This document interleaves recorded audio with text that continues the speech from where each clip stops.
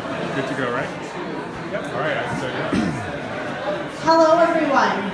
We're going to come together and get started. My name is Tanya Buchowski. I'm running for state representative in Chittenden 8-1, and I'm really excited to be here. I'd like to start out by welcoming Mike Isham to speak. He is the owner of this beautiful farm, and he is our host today, so thank you so much. Thank you, Tanya. Welcome to the farm. I'm the 5th generation owner of the farm here. Believe it or not, it wasn't that long ago I was milking cows in this barn. I've also admired Bernie for a long time. I remember when Bernie first became mayor in Burlington. They used to have an event every spring called Spring Fling. All the local high schools and colleges would come together down in town and have a little rowdyism and climb up the light poles and everything. All the local, it was a big deal. So when Bernie became mayor, Bernie said, I'm just going to go down there and I'm going to talk to the students. I'm going to show them a little bit of respect. They'll show me a little respect back. And they'll take care of that. And, Bernie went down there and he visited with all the students. He brought everybody together, and that was the end of the problem. So Bernie's always been good at doing that. And also Dave Zuckerman. I'd like to put in a plug for Dave.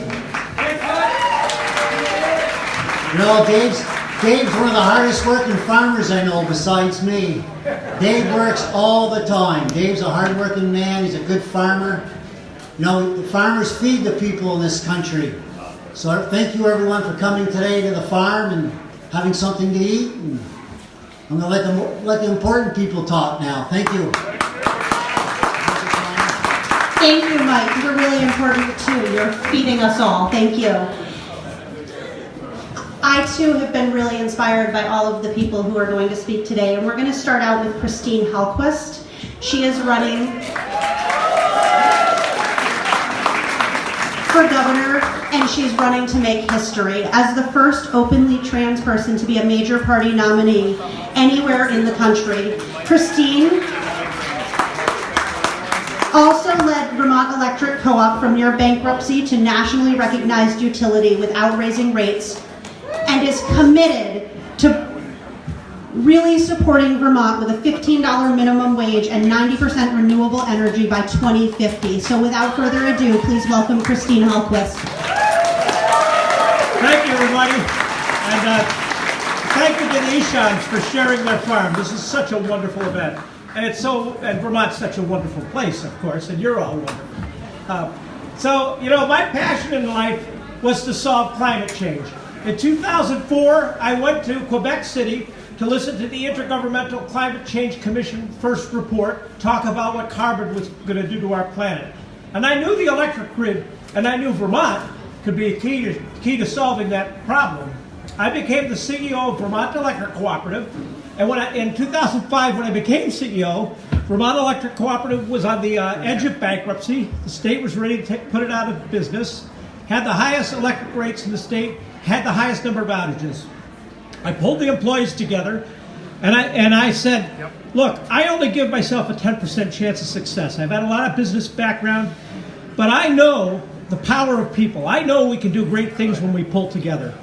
And I also said to the employees, from this day on, we all abide by the union contract, including myself. So whatever raise you get, I get. Because I know when people pull together, we can do great things. In 2010, I was invited down to the Department of Energy, and they told us we're the most innovative utility in the nation. We cut our electric outages by half, and we became an A+ rated utility by the rating agency, which most financial people would tell you was impossible. But anything is possible when we pull together. When I left Vermont Electric Co-op, we were 96% carbon free.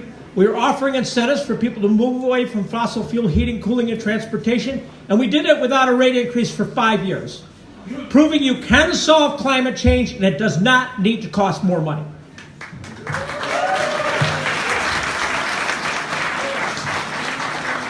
Now, I was going to go to my grave working that big issue because I figured it'd take that long, but November 9th of 2016 changed everything for me. Anybody remember what happened that day? So I went into political depression. January 20th, the following year, I went down to Washington, marched with 650,000 others. I marched later on in Washington with a climate march. I marched in Vermont. I never marched before, but I was doing a lot of marching in 2017. But I was in denial in 2017 because I thought, Vermont, we're this great loving state. We won't be impacted out with these headwinds from Washington. But in late 2017, we started to see white supremacist activity in this state. And we hadn't seen that since the early 80s. And then on January 20th of this year, 2018, I was down in Montpelier for the Youth March, and I listened to these 4 young women, high school seniors. They called themselves Muslim Girls Making Change. They were doing slam poetry on what it was like to live in Vermont and the harassment they faced every day in the schools and in our communities, and I cried. That's when I made the irrational decision to run for governor.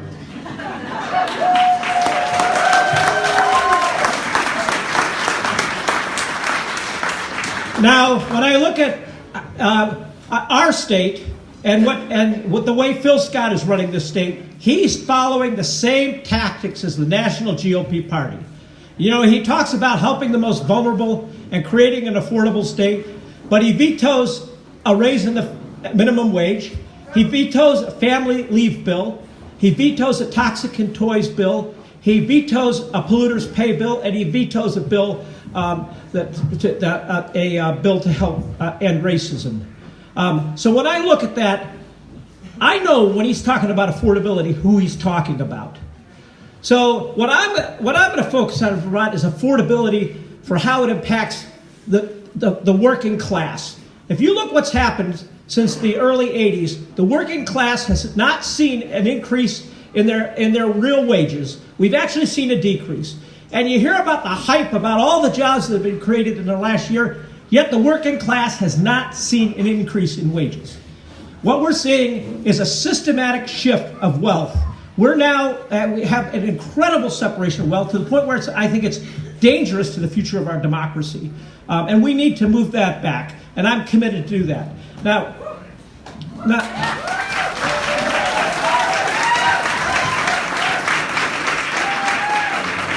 if you adjusted the minimum wage for inflation since the late 60s, it would be $22 an hour right now.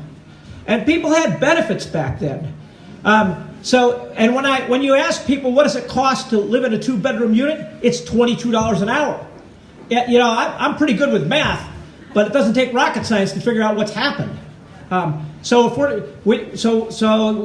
you look at what's happening with our young people today, they can't even afford to live in their homes and houses.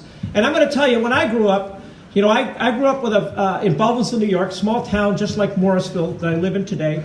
There were 7 kids in my family. We didn't have a lot of money. I worked my way through college, got an associate's degree, paid for it by going working at my local Radio Shack, and I graduated without any debt. And I started on the factory floor here in Vermont, and I got to where I am today. And I'm afraid that our children today don't have that same opportunity. It's the first time we've had a generation that's worse off than the generation before. And that breaks my heart. So what I'm going to do for Vermont is, first of all, we're going to focus on rural economic development. 2/3 of Vermont is rural. We're going to connect every home and business with fiber optic cable so Vermonters can be connected to the internet, same speed as the cities. And we're going to rebuild our downtowns. I was in Bradford yesterday. Bradfield, Vermont, small town, built this beautiful shared working space, kind of thing that's happening in the big cities all across the country. If we look what's happened in St. Albans and the renaissance that's happened there through the tax increment financing model, those are the kind of things that we can do all throughout the state. We did it in White River Junction. We're doing it in Springfield. We're doing it in Bennington with the Putnam Block. We're going to rebuild those downtowns, connect every home business with fiber, and people are going to flock to be here. You know why they're going to flock to be here? Because we're the healthiest state in the union. We have the highest education performance. We also have the best educational performance in the nation as well. That's a little secret that Phil doesn't talk about. We have the best educational performance in the country. So I like to say we're healthy, loving, and wise. That's why people are going to come here.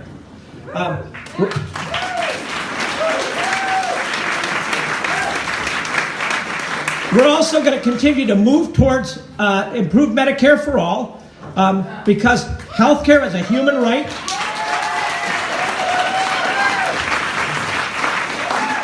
The United States spends 18 cents of every healthcare dollar on every gross domestic product dollar on healthcare, and the European countries spend 8 and 9 cents, and they cover everybody. In Vermont, we spend 31 cents of every healthcare dollar on administration. Medicare is only 5 cents. It's clearly the way to go. We shouldn't be making money off people death and dying. And I'm going to do that by forming a union with other states. There are many other large states, including California, that want to get this done. We're going to form that union to make that happen. And we're also going to use that union to push back on some of these things that are coming out of Washington, and including protecting our immigrants and our migrants.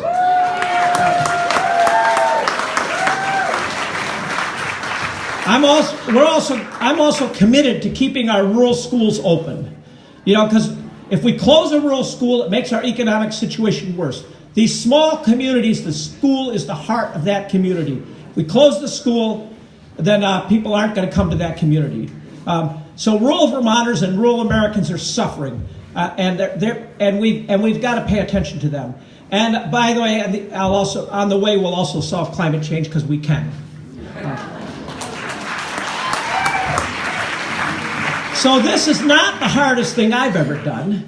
I'm not going to cower in front of the headwinds from Washington. I'm going to fight hard for the Vermont I love and has loved me in return. And nothing is impossible when you're on the side of justice.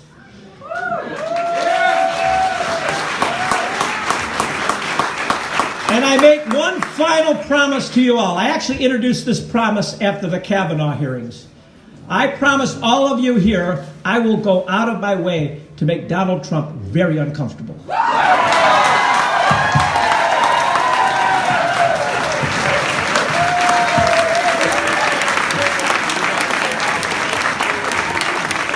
Thank you, Christine. Thank you for your willingness to fight and for being here today for every Vermonter. Next, I would like to welcome Peter Welch. When he first ran in 2006, he was in the only contested House race in the country where both candidates promised not to air negative ads, and he's continued to be known for his willingness to work in a bipartisan way for what is best, what is right, and what is just. He has voted to increase minimum wage, restricting employer interference with union organizing, and believes that healthcare is a human right and that everyone should be covered, regardless of their job. So I'd like to welcome Peter Welch today to talk more about what he wants to do. What a day. And Michael Isham, thank you. Where are you? Thank you for bringing us together. There he is in the back. And Helen, thank you very much. You know, we need this. We need to be around each other where we feel some sense of solidarity in these days when that's in question. And Christine, I want to say you're doing a great job. And it's wonderful going around the state with you and hearing your strong commitment to a Vermont future that all of us can share. And I've been going around with David Zuckerman too. David, you are doing a tremendous job. And it's not, you know what's good, David? It's not just taking the right positions on issues. It is bringing us together to give us mutual confidence that together we can have a path forward and get through these tough times. And I want to say just something about my friend Bernie Sanders. Our friend Bernie Sanders. You know, there's a lot of things to say about Bernie, but the thing that I'm really appreciating this year is the role he's playing around the country and in Vermont. You know, he's going to take off on an 8-state tour. He's committed to getting a Democratic House and a Democratic Senate and using the power that he has and he's earned with the trust and his connection to the people of America. And we want that Democratic House. But Bernie is also helping progressive candidates, Democrats, independents in this state in helping bring us together. And Bernie, wherever you are, thank you for being a unifier in a tough time.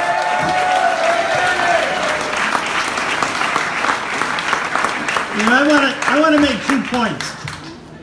A lot of the issues have been covered, and I'm just going to talk about the 2 things that are sort of I'm experiencing as I walk through the day and as I meet with you.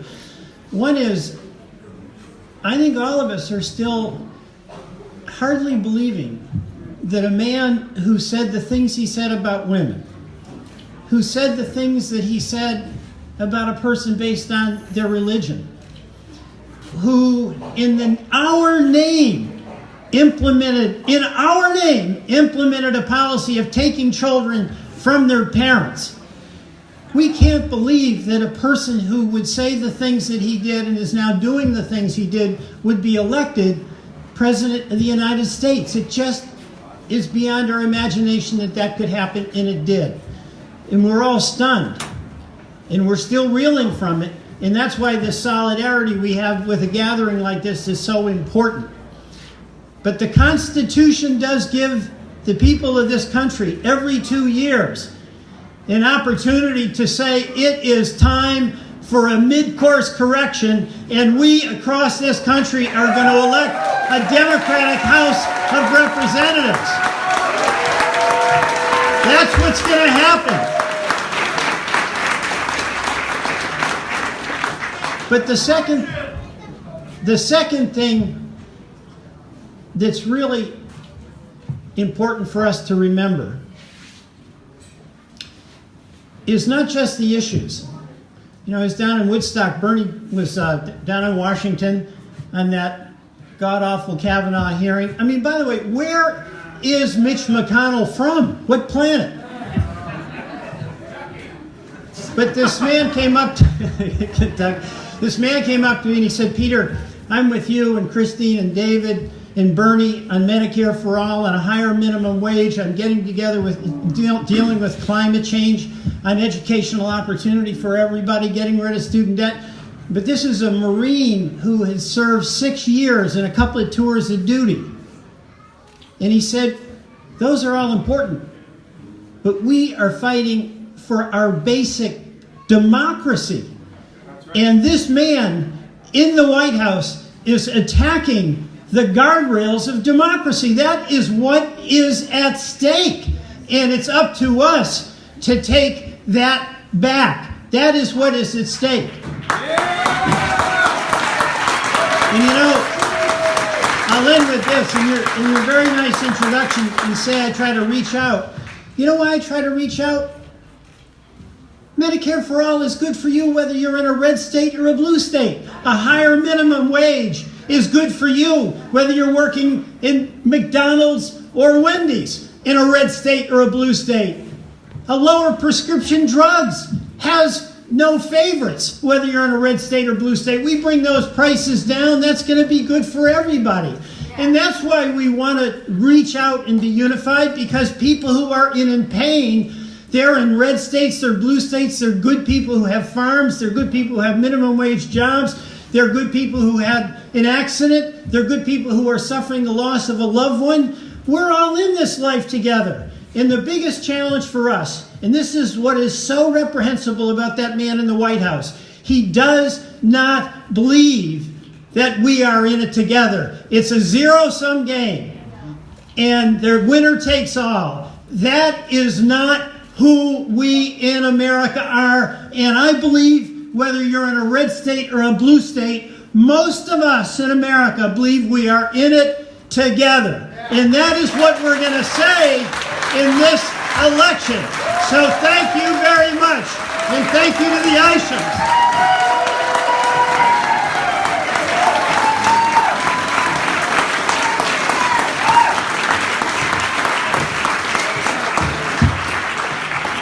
Thank you, Representative Welch.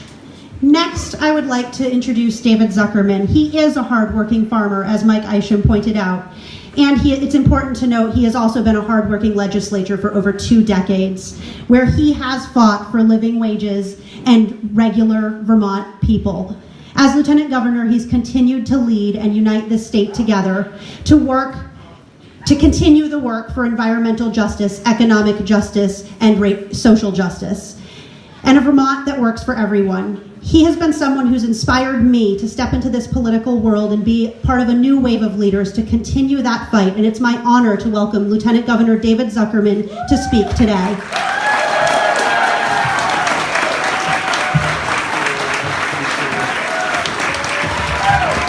Thank you, Tanya. Holy moly! I want to take a picture of you all. This is awesome. Hold on. Do you all mind if I take a picture of you? Here you go. Nice. Thank you.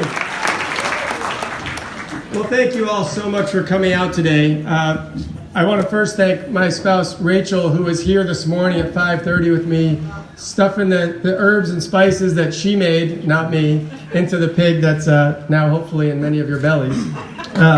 So thank you, Rachel.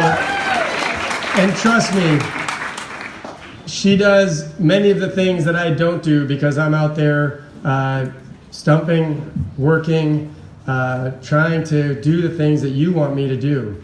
And, you know, it's a lot on a family. And so I just want to thank you for what you and Addie sacrificed for me to be able to do this. Thank you.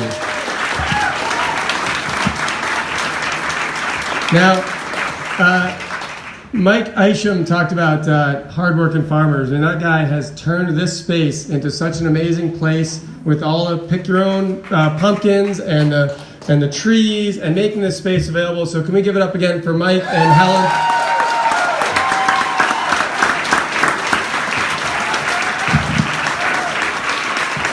And I want to thank my campaign team who has worked really hard all summer and into the fall and to put this event together and helped get the volunteers to park cars and serve food. So to my whole campaign team, thank you so much for all that you're doing and all that we'll do for the next couple of weeks. You know, it is a challenging time, and Congressman Welsh, I think, really touched on some of the key issues that are hitting us at our core right now in terms of what is our democracy? Who are we as a nation? Who are we as a people?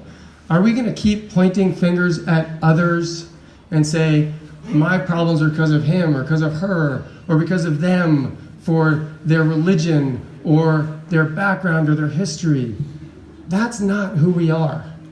And one of the things that I think is so key to remember as we get somewhat sad or down or torn apart by what's going on in this country, the majority of people did not vote for this agenda. We need to remember that. And the thing is, what we need to do going forward and why we're here today is that we need to make a larger majority vote to change it in November. Are you going to help me do that? You know, Peter Welsh talked about Bernie going all over the country, and Peter's been out all over the state. Bernie's been all over the state working to help people out. Don't take Vermont for granted. I'm telling you, people say, Dave, you're a shoo-in, don't worry about it. That's the wrong attitude. We all thought something else was going to happen 2 years ago, and people took it for granted, and look where we are. Don't let that happen. Okay? I'm telling you, there's a lot of money out there. You may have heard the recent news. There's out-of-state money pouring into my race as well. Don't take it for granted. You see the lawn signs. Now, most of them are in green spaces. We're not doing that. Okay? We work with people to put them on their lawns. We want real support, not facade litter all over the roadways. But I need your help for these next couple weeks. Now, why do you want to help me? Okay? That's what I'm here to tell you about. The things that we have in our soul about our future. If you look across this state, whether it's right wing, left wing, those are titles and names, but you look at the Vermonters that I know, no matter what their political direction, we hold some very common values. We think about our children and the future for our children in terms of education, in terms of jobs, in terms of family, and in terms of the planet that they're going to be able to live on. As a farmer, these last couple years, I don't know who remembers May into June and July last year, but it didn't stop raining. And this year, it wouldn't start raining. These are the realities of climate change.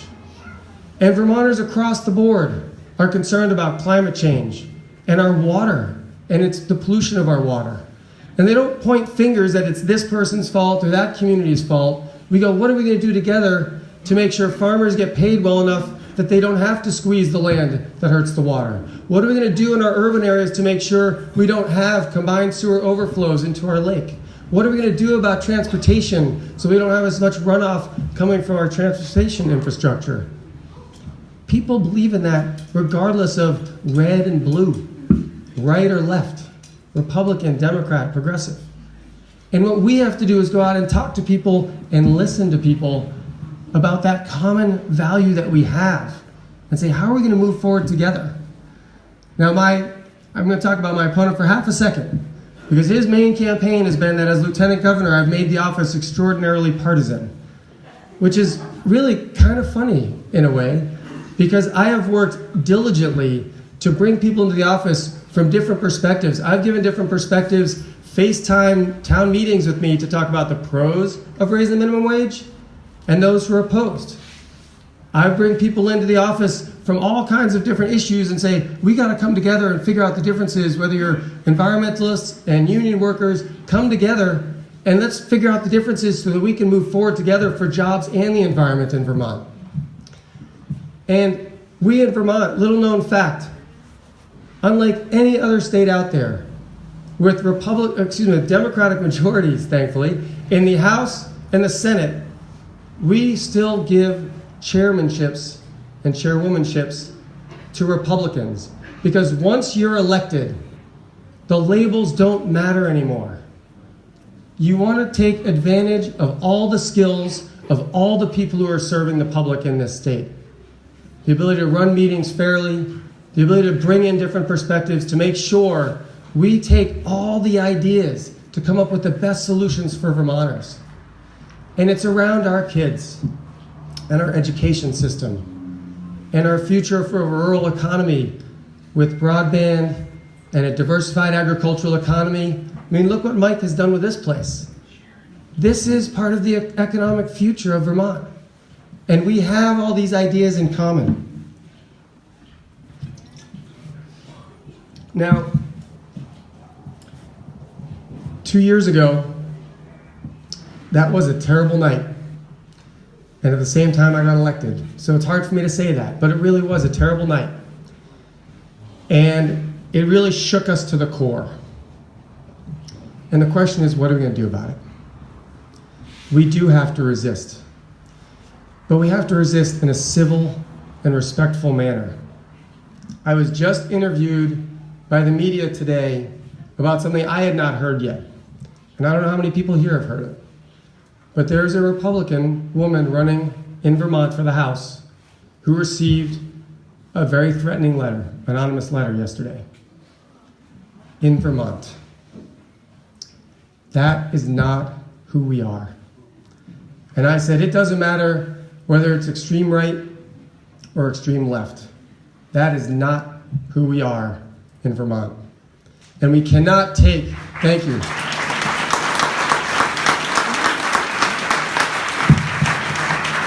We cannot take the energy that's coming out of our president in Washington and allow it to taint our water, our spirit, and our souls. Right? We are better than that. And we, just like all across the country, are going to show the people who are running our country in the way they are that that is not okay, having hopefully record turnout in November and up through. You can vote today, well, not today. You can vote tomorrow and any day through the election. And what I am asking you to do is not only to vote, but to talk to each of your coworkers and your family members, folks you know at school, different walks of life. And even if they don't agree with you, encourage them to vote. Listen to them about what their concern is. And if they need information about why Peter or Bernie or me or some of the other folks I'm about to list would be the person to vote for, of course, help try to influence them in that way. But we have to increase participation in democracy. That's the bottom line.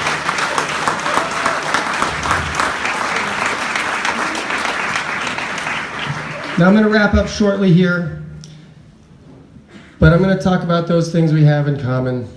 I've talked about our water. I've talked about our interest in climate change and what we're feeling from it right here, right now, and our children.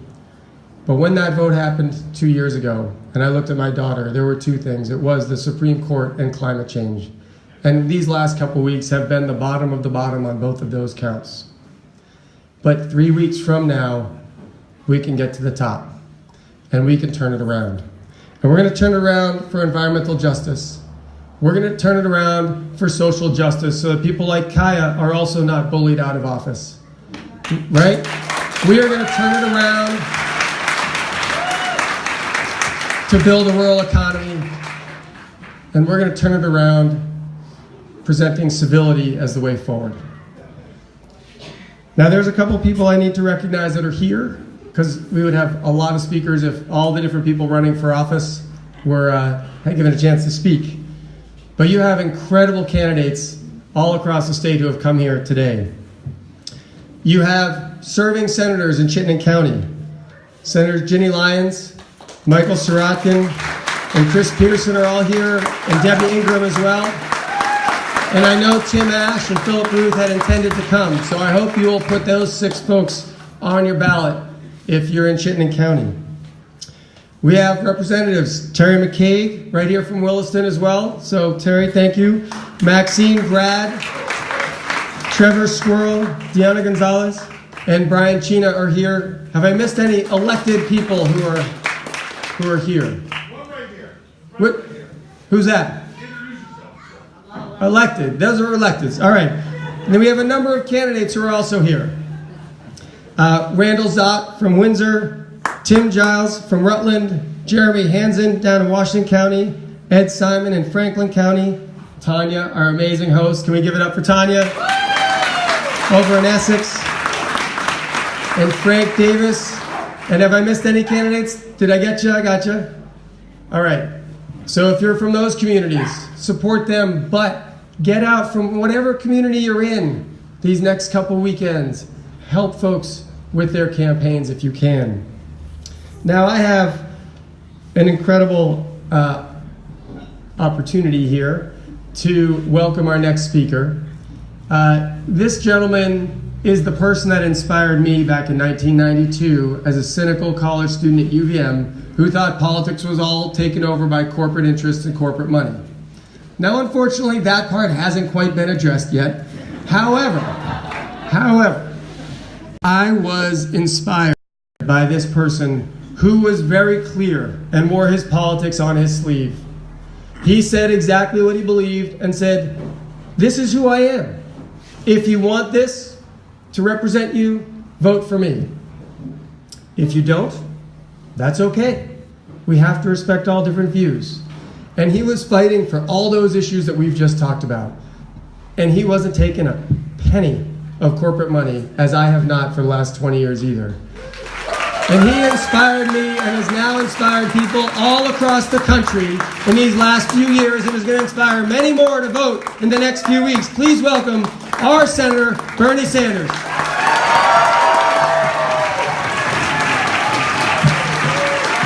Whoa. Thank you all.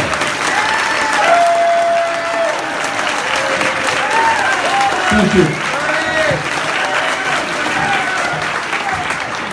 This is a wonderful turnout, and it suggests to me that 3 weeks from now there's going to be a fantastic turnout and results in Vermont and all across this country. I want to thank the Isham family. Is this a beautiful farm or what? And I want to thank Tanya for doing a great job emceeing. And thank Christine and Peter and David for all of their great remarks. And we're all going to work hard to see that they win. What I want to say is that while we are enormously distressed and embarrassed by what comes out of the White House, I don't want any of you to think that that reflects what is in fact going on all across this country, because it doesn't. I have been to many, many states throughout this country, and what I am enormously proud of is that many of the ideas that we led with right here in the state of Vermont, ideas that 3 years ago, 5 years ago, 10 years ago were seen to be radical and extreme, are now being adopted by cities and states and politicians all across this country.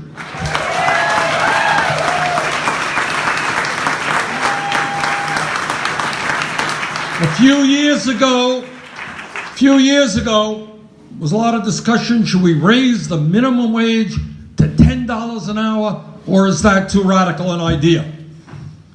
All over this country, cities, states, legislatures are moving toward $15 an hour. And we need a governor in this state who's going to sign a $15 an hour piece of legislation.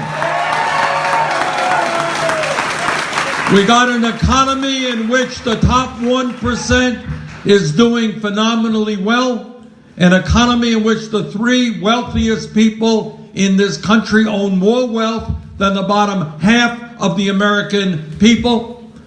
And our view is that in America, if you work 40 hours a week, you should not be living in poverty. We're going to raise that minimum wage to $15 an hour. And that's an idea whose time has come. And our view is that in a highly competitive global economy, we have got to make sure that every kid in Vermont and every young person in the United States of America who has the ability and the desire should be able to get a higher education regardless of the income of his or her family. And that means the day is going to come when free public education is not just going to be kindergarten through 12th grade, it is going to mean that public colleges and universities are going to be tuition free as well.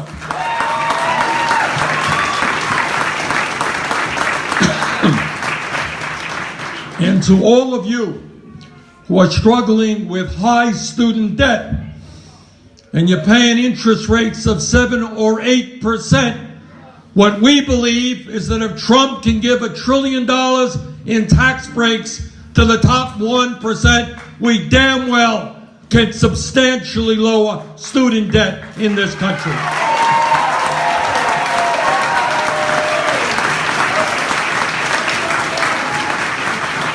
And an idea that many of us have been talking about for a long time, which is now spreading like wildfire all across this country, is the fundamental belief that health care is a human right, not a privilege.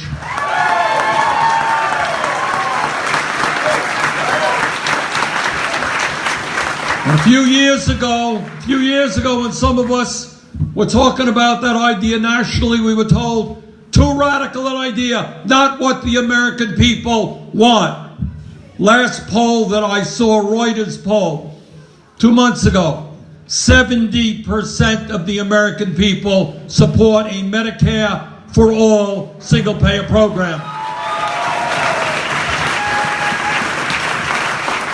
And you can tell how much energy there is behind Medicare for all because Trump was forced to write an op-ed this week attacking that concept. And it was one of his more honest statements. He only had 19 lies in one op-ed. And just to clarify, what I hope all of you know, is that he attacked me and he attacked those of us who are fighting for Medicare for all, and he was saying, oh, it's going to be worse for seniors. That's a lie. Under our proposal, we expand Medicare for seniors to include dental care, to include hearing aids, to include vision care as well.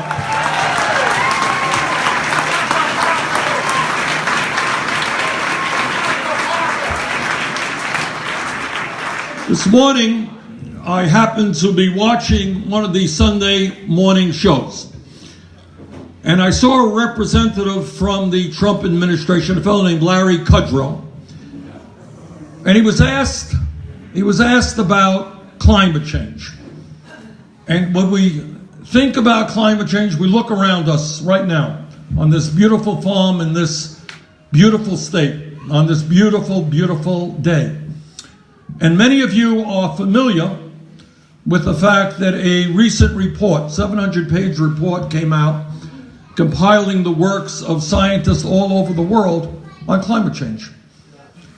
And what this report said was that we have 12 years. That is not, brothers and sisters, a whole lot of time to reverse the way we do energy on this planet.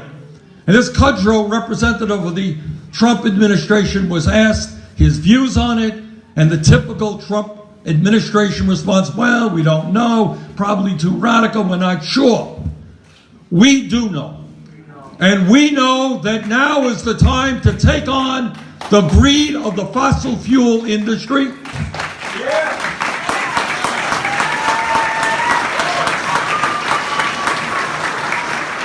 And to tell them that their short-term profits are not more important than the future of this planet. I've got 7 beautiful grandchildren. And when we talk about the future of this planet, if we do not get a handle on this issue, if we do not transform our energy system away from fossil fuel to energy efficiency and sustainable energies, we're talking about more drought, more floods, more acidification of the oceans, more rising sea levels, more extreme weather disturbances. We are talking about the future of this planet all over this world. And I want to see, and I hope we will do this, I want to see Vermont lead the nation in energy efficiency and sustainable energy.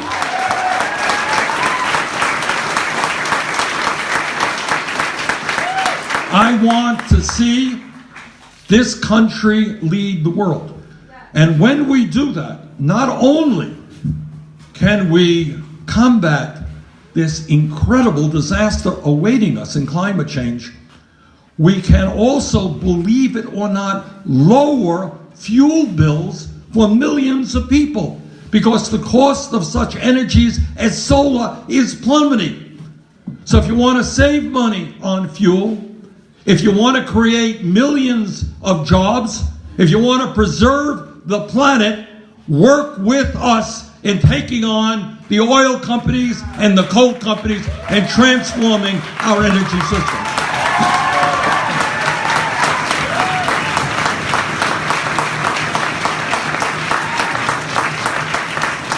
Now we and Congressman Welch and David and Christine have already touched on this. We are horrified by Trump because he lies every single day. We are horrified by policies that, if they were successful, would have thrown 32 million people off of the health care they have, massive tax breaks for the rich, ignoring the needs of working families, a budget that would have cut Medicaid by $1 trillion in education and Medicare. But on top of all of those disastrous policies, there is something else that the Trump administration represents that we are going to vigorously oppose. And that is, unlike any president in our lifetime, Democrat or Republican, progressive or conservative, he is trying to gain cheap political points by dividing us up based on the color of our skin, based on where we were born, based on our sexual orientation, based on our religion, based on our gender, trying to divide the American people up. And everybody in this room knows, and who knows anything about the history of this country, that for hundreds of years, from the inception of this country, from the terrible atrocities committed against Native Americans, to slavery, to the fact that women did not have the right to vote 100 years ago, to the racism, to the sexism, to the homophobia. We know all about that. And we know that the goal of good people for hundreds of years has been trying to fight against discrimination of all kinds. And then we got a president in the White House, and now we got a president in the White House who is trying to roll back the clock. And our message to Trump and his friends is this country has gone too far in fighting against all kinds of discrimination. Mr. Trump, we are not going backwards, we are going forwards.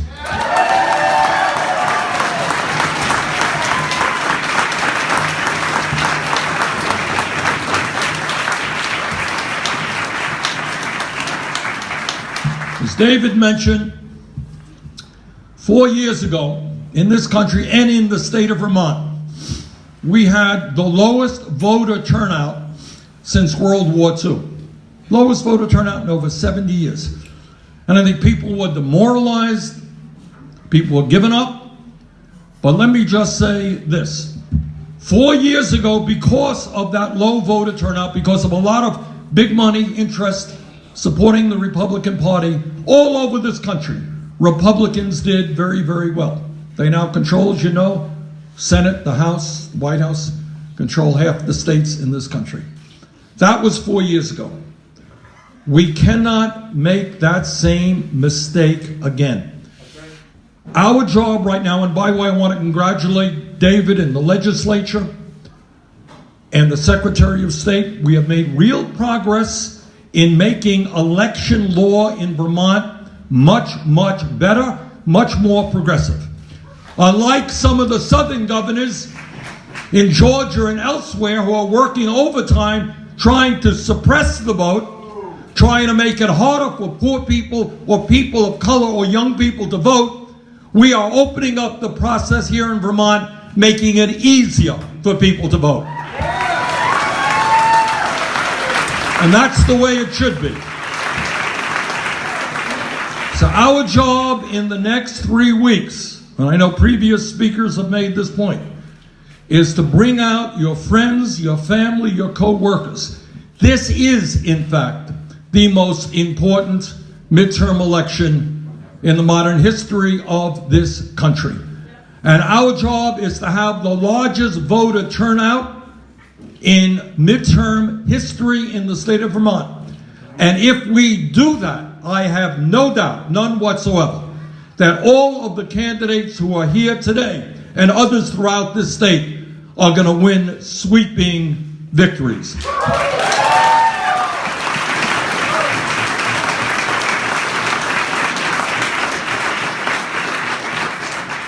So thank you all very, very much for being here.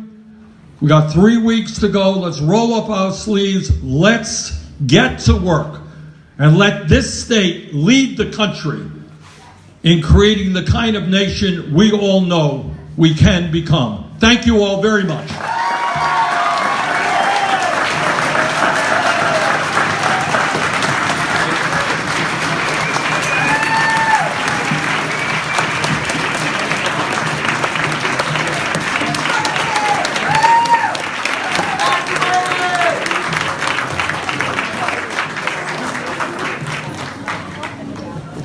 Thank you, Senator Sanders, and thank you, everyone. As Senator Sanders said, many people don't vote in the midterms because they believe it doesn't matter.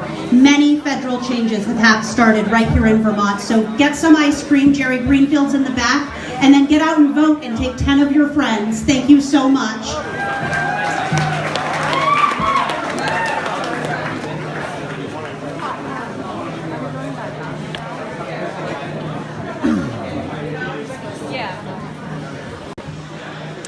So I think that's it for the speakers. I just wanted to bring this to everybody that wasn't able to join me in person.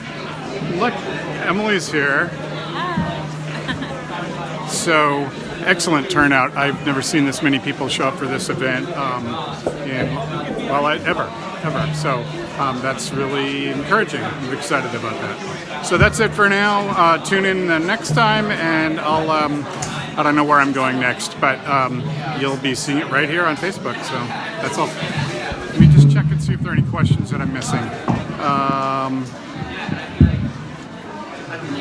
Yes. Let's see. Hey, Monica. Hey, Katrina. Thanks for tuning in. Vanessa. David. All kinds of. Hey, Gordon. How's it going? Thanks for tuning in. Yeah, Emily's here. She's actually running around getting people drinks of water. All right, I think that's all for now. See you at the next event.